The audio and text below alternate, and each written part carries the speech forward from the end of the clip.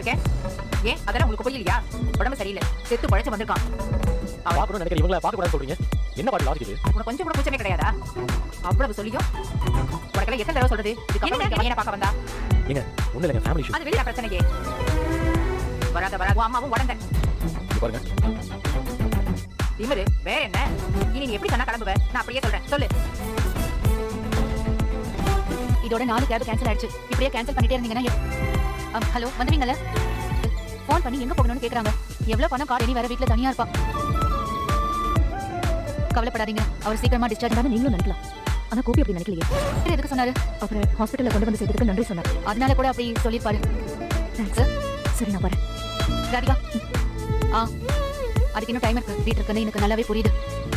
Husband விஷயம் இருக்கணும். யார் அவரை பார்க்கணும், யார் அவரை பார்க்க. ஐயோ சொல்லி காட்டுற ஹஸ்பண்ட் மேல அவங்க அம்மா பசங்க எல்லாருமே உயிரே வச்சிருக்காங்க. அவங்க இன்னும் வரல. செடியா இனி அவர் சரியானதும் அந்த பதட்டம் எல்லாமே சரியாயிடும். கொஞ்சம் உட்காரலாமா? அவருக்கு நெஞ்சு வலி வந்த அன்னைக்கு ராத்திரி வீட்டுல பெரிய சண்டை. கோபி கோச்சுட்டு வீட்டை விட்டு கிளம்பி போயிட்டாரு. அதிகமாயிடுச்சுன்னா ஃபோன் பண்ணி சண்டை போடுவார். போடுவோ இல்ல கூட்டிட்டு போகவோ ஃபோன் பண்றாருன்னு தான் நினைச்சேன். அதனால ஒன்றும் கொடுமைக்காரி இல்ல. யாரும் அப்படி சொல்லவே இல்லையே. ஏன் நீங்க குற்ற உணர்ச்சிக்கு ஆளாகணும்?